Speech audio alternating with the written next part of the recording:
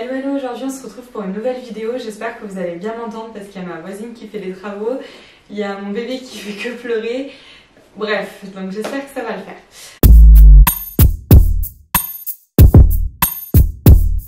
Donc on se retrouve aujourd'hui pour parler de quelque chose qui est assez personnel. Je vais vous raconter en fait mon accouchement, comment ça s'est passé.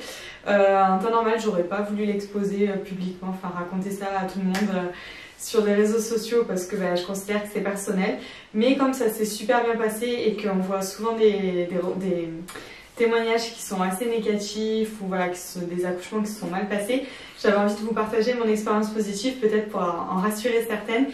Et voilà, et que vous soyez assez sereine si vous êtes enceinte en tout cas. En plus, il faut savoir que j'ai été déclenchée, donc quand j'ai su que j'allais être déclenchée, j'ai eu très peur parce que sur internet on lisait que des choses horribles sur le déclenchement et au final ça s'est vraiment super bien passé. Donc je vais commencer par le commencement. Le vendredi, donc c'est le 19 et le 20 octobre il me semble, je commençais à avoir mal au ventre, j'avais quelques contractions et tout, rien de folichon, hein, c'était pas horrible quoi que ce soit, mais bon voilà, je sentais que ça travaillait. J'avais rendez-vous le 24, donc le mercredi, la veille de mon terme, chez le gynéco pour qu'il me dise un peu où ça en était, ce qu'on devait faire, si on devait attendre ou déclencher ou quoi que ce soit. Et donc le mercredi, on est allé au rendez-vous avec mon mari, super excité, on savait que c'était bientôt la fin. Et là, le gynéco a dit que mon col était dilaté, enfin ouvert à 2 cm. Donc que ça travaillait, que ça avait l'air assez lent et j'avais pas de contraction vraiment efficace ou douloureuse qui faisait avancer mon col en fait. Donc du coup il m'a dit écoutez, rendez-vous demain à 7h30. Je suis là, ah et pourquoi? Il me dit on va vous déclencher, soit ça arrivera pendant la nuit, soit on va vous aider, un petit coup de pouce pour que vous puissiez être déclenché. Donc moi j'étais trop heureuse, je savais que ça y est, c'était hop, à tes souhaits. Je savais que c'était la fin, avec mon mari on était trop heureux et tout, on savait que ça y est, le lendemain on allait rencontrer notre petite Juliette, et non pas Framboise comme on l'appelait, voilà, elle a un vrai prénom maintenant. Et donc le lendemain matin, on s'est levé vers 6h45, hyper excitée. Alors moi la veille du coup j'avais fini ma valise de maternité, rangé la maison, enfin voilà tout ça, j'ai dû au revoir à mes animaux, enfin j'ai vraiment pu me préparer à aller accoucher en fait tout simplement comme une opération on va dire. Et donc le lendemain matin, c'était un peu comme si on allait à Disneyland, on s'est levé super tôt, mon mari est allé chercher des petites viennoiseries à la boulangerie, donc j'ai mangé mon pain au chocolat tranquille dans la voiture, toute excitée, hyper sereine et tout en me disant ok tout va bien se passer, pourtant je suis quelqu'un qui stresse énormément et quelqu'un de très douillet, donc j'appréhendais ce moment-là, mais au fur et à mesure que ça approchait, j'en avais de moins en moins peur et je me disais que de toute façon c'était une étape par laquelle je devais passer absolument pour rencontrer ma crevette. Donc à 6h45 on est parti de la maison, on est arrivé vers 7h30 à la mater, j'ai accouché à Natessia à Lyon, donc c'est à 20 minutes de chez moi à peu près, c'est une clinique privée il me semble. Oui. Et donc on arrive à 7h30, on m'a installé, on a mis le cathéter, donc j'avais super peur que ça fasse mal et c'est une étudiante qui me l'a mis et franchement j'ai rien senti, donc ça j'étais trop contente déjà. J'ai eu plus mal quand on m'a enlevé le pansement du cathéter que quand on me l'a posé, donc voilà, donc j'étais avec mon petit cathéter et tout. Et à 8h30, on a commencé à me donner une perfusion en fait pour déclencher les contractions. Donc il y a plusieurs sortes de déclenchements. Il y a un déclenchement par le gel, par tampon et moi j'ai eu par perfusion parce que mon col était déjà ouvert. Donc en fait c'était plus un coup de pouce qu'un déclenchement à part entière. Et donc on m'a donné ce petit coup de pouce. Donc au début les contractions c'était gérable et tout.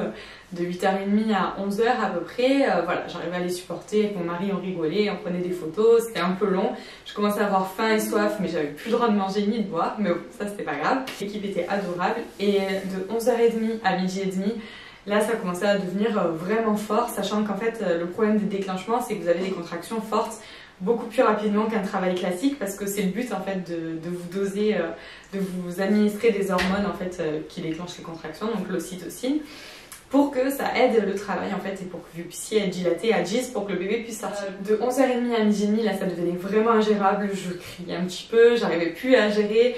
Les cours de préparation à l'accouchement ne servaient vraiment pas à grand chose à ce moment-là. J'avais juste envie de taper mon mari et de péter un plomb en fait. Il a été super cool là-dessus parce qu'il m'a pas parlé, il m'a vraiment foutu la paix.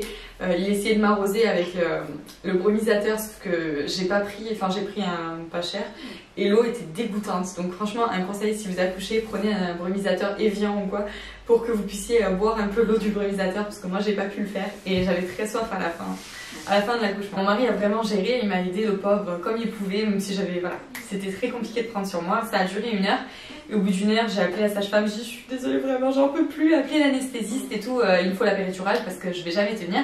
Je dis ah, ben, vous êtes ouverte à 6 et tout, on savait pas que vous vouliez la péridurale. Moi j'étais là, si je la veux absolument. Donc du coup je l'ai eu voilà, parce que je l'ai demandé, mais sinon il m'avait un peu oublié. Donc l'anesthésiste a mis environ 15-20 minutes à venir. Donc quand vous souffrez c'est très très long, moi j'étais au bout de ma vie, j'en pouvais plus et tout. Donc j'ai eu qu'1 heure de contraction, mais elles ont été quand même intenses par rapport aux contractions que j'avais eues avant.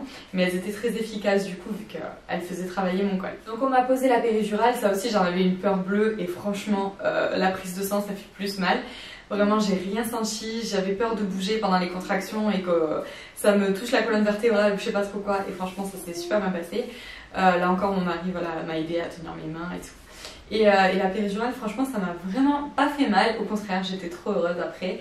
Parce qu'en fait, les contractions étaient très intenses et surtout très rapprochées. Donc j'avais aucun moment de répit. Et j'étais vraiment crevée, j'avais juste envie de dormir en fait, de me reposer. Donc c'est pour ça que j'ai eu la péridurale. Et une fois la péridurale posée, 2 minutes après, j'ai pu m'endormir quoi. Donc ça c'était vraiment super. Franchement, Dieu soit béni d'avoir inventé la péridurale. Je sais pas comment font les femmes qui accouchent sans, ça c'est sûr. J'ai eu ma petite péridurale. À partir de là, j'étais sur le dos, je pouvais plus me mettre sur les côtés ni rien. Par contre, j'avais des remontées acides toute ma grossesse. Et là, le jour de l'accouchement, c'était 1000 fois 1000. J'ai vraiment cru que j'allais vomir sur les docteurs, mais bon, à part ça, c'était pas très grave. J'étais ouverte à 6, il était 12h30, 13h à peu près à ce moment-là. Et ben là, il fallait juste attendre que ça s'ouvre à 10 pour que bébé puisse sortir. Donc on attendait, on a regardé Netflix, on a pris des photos avec le Polaroid, on a essayé de s'occuper tant bien que mal dans la salle de naissance. C'est passé aussi, ça c'était avant la péridurale. La sage-femme, pour accélérer un peu le travail, a essayé de me percer la poche des os. Sauf qu'elle n'y est absolument pas arrivée. Elle a pris une tige et tout, elle a mis ses doigts, ses mains. Enfin, Raph il me disait que c'était une boucherie, mais ça il me l'a dit après. Pas sur le coup. Moi je voyais rien, donc ça va, j'ai pas eu trop peur. Et je crois que c'était après la péridurale. J'ai dit à Raph, je suis en train de me faire pipi dessus, c'est horrible et tout. Il me dit, non, je crois que c'est la poche des os qui vient de lâcher. Donc bref, c'était marrant, il y avait du liquide partout. Enfin, voilà, je vous cache les détails, mais voilà, du coup on a dû me percer la poche des os parce que c'était pas percé naturellement. En fait, il y a un peu rien qui s'est passé naturellement chez moi pour cet accouchement. Donc l'après-midi, on attendait que mon col s'ouvre encore. À 15h30, la sage-femme est arrivée et m'a dit vous êtes dilatée à 9,5 cm, donc ça va être l'heure, on va se préparer pour pousser. Moi j'étais trop heureuse, je dis ça y est, on va rencontrer la crevette et tout, dans moins d'1 heure, elle sera là, tout va bien. Donc elle m'a installée de façon à ce que mon bassin puisse laisser passer le bébé avec un haricot entre les jambes entre guillemets, donc c'était un gros ballon. Alors sachant qu'avec la péridurale je sentais tout mais j'avais aucune douleur, donc ça c'était vraiment bien parce que je savais en fait gérer les contractions mais dans le sens pour qu'elles soient efficaces, et pareil pour la poussée.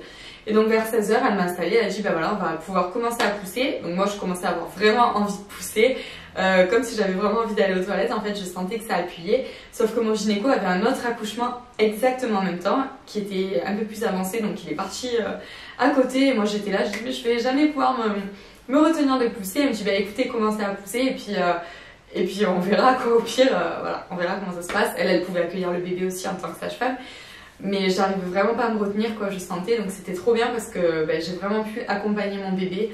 Et j'étais pas juste spectatrice quoi, de ce qui se passait et je sentais vraiment tout sans être douloureux, donc ça c'était vraiment un beau moment. Donc vers 16h j'ai commencé à pousser au bout de même pas 15 minutes il me semble, où vraiment tout le monde était comme dans les films, allez vas-y pousse, allez tu peux le faire et tout. Et c'était un trop beau moment et là d'un coup pouf, le docteur a dit oh, je vois ses cheveux et tout, et il nous a fait toucher ses cheveux, c'était trop bizarre. Il a dit elle a vraiment beaucoup de cheveux et surtout il a dit elle a une très grosse tête. Je dis oh non, elle a une très grosse tête, ça veut dire qu'ils vont devoir me faire une épisiotomie pour qu'elle passe tout simplement. Donc en fait sa tête a commencé à sortir. Là il me semble que c'est là que l'épisio a été faite. En fait il coupe un bout, une partie du vagin il me semble, et les muscles superficiels du périnée. En fait ça remonte presque jusqu'à l'anus, sauf qu'il tourne en fait pour pas que vous soyez gênés après pour aller à la selle ou quoi que ce soit. Donc moi c'est ce qui a été fait, j'ai eu quand même une épisiotomie importante parce que la petite faisait 4 kilos en fait quand elle est née et on s'y attendait pas du tout. Donc voilà, le docteur m'a pas dit qu'il allait faire une épisiotomie ou quoi, il a juste dit qu'elle avait une grosse tête. Donc là j'ai compris que j'allais avoir un petit coup de ciseau. J'appréhendais vraiment ce moment-là parce que je savais que la suite ça allait être un peu douloureux.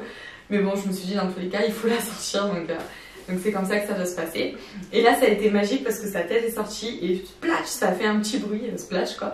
Et il y a tout son corps qui est sorti et là on l'a entendu hurler ouais. Et on a vu notre crevette et du coup on me l'a directement donné, enfin mis sur moi et tout. Et ça a été vraiment un super moment. J'ai pas envie de pleurer.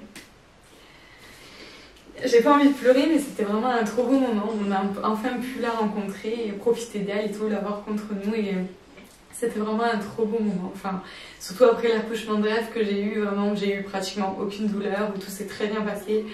Et à part l'épisiotomie, ben voilà, c'était un passage obligatoire. Il me semble qu'il y a que 20% d'accouchements par voie basse qui se finissent en épisiotomie. Donc bon, des fois c'est nécessaire. Moi dans mon cas c'était nécessaire parce que sinon ça allait tout déchirer avec sa grosse tête. Après ça a été que du bonheur. Du coup, ben voilà, ils nous l'ont laissé en peau à peau. Je lui ai donné la tétée d'accueil. Tout ça, après elle a été pesée, elle a été un petit peu nettoyée mais sans être baignée parce que maintenant ils baignent plus les bébés quand ils sortent du ventre. Et voilà, ma petite crevette, elle était là. Et quand on nous a annoncé qu'elle faisait donc 3,935 kg, j'étais choquée parce que j'ai pris juste 9 kg pendant ma grossesse. Donc je me suis dit, bah, il y a déjà 4 kg de bébés qui partent.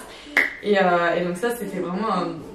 j'étais vraiment trop contente en fait de me dire que c'était un gros bébé. Comme ça, j'allais être tranquille pour perdre mes kilos. D'ailleurs, à ce jour, j'ai tout perdu, donc je suis super contente. Et après, 4 heures après, il me semble, on nous a monté en chambre. Et là, on a pu, ben voilà, moi j'ai pu un peu me reposer. Et voilà, c'est là que le plus dur a commencé en tout cas, mais vraiment j'ai vécu cet accouchement hyper sereinement, je me faisais confiance en fait, je me suis dit, tout le long de mes examens gynécologiques, mon docteur me disait que mon bassin était très bien, que bébé était positionné, que tout allait bien. En fait ça m'a vachement mis en confiance pour me dire que tout allait bien se passer tout simplement, et que si quelque chose se passait un peu mal, ça allait arriver, mais on allait s'en sortir dans tous les cas parce que voilà, l'équipe médicale allait nous aider aussi, nous accompagner. Au final, tout s'est très bien passé et ça a été vraiment un très bon moment. Genre, demain, vous me dites, est-ce que tu veux revivre ton accouchement? Je dis oui, avec grand plaisir. Alors, pas la suite, encore une fois, mais vraiment l'accouchement en lui-même, la journée, c'est vraiment un super moment et j'ai jamais ressenti autant d'amour pour mon mari qu'à ce moment-là. Et pour ma fille aussi, du coup, même si j'avais du mal à me dire que c'est ma fille. Alors, un truc bizarre, c'est que je réalise toujours pas que c'est mon bébé. Par contre, quand elle est sortie de mon ventre, je dis, ah, c'est mon bébé, ça y est, c'est bon, c'est fini, t'inquiète pas, tout va bien se passer et tout. Et j'ai direct dit, c'est mon bébé, quoi. J'ai réalisé à ce moment-là, mais après, par contre, je réalise toujours pas que c'est à moi, cette petite crevette. Je regarde sur le côté parce qu'elle est là, en fait, elle est par terre avec moi. Enfin, par terre, sur son petit tapis. Donc voilà, en tout cas, si vous êtes enceinte, je vous dis, faites-vous confiance. Vous avez été créé vraiment pour pouvoir avoir un enfant. Donc le corps est fait pour ça et il est capable d'y arriver tout simplement. Encore plus quand il y a une équipe médicale qui nous soutient. Et vraiment, ne vous inquiétez pas, je vous dis, quoi qu'il arrive, tout ira bien, ça c'est sûr. Et voilà, en tout cas pour moi, j'ai été déclenchée et pourtant ça s'est très bien passé. J'ai eu une épisiotomie et pourtant ça n'a pas été si dramatique que ça, etc. Donc voilà, je me dis, c'est pas grave, je suis prête pour le deuxième. Non, je rigole.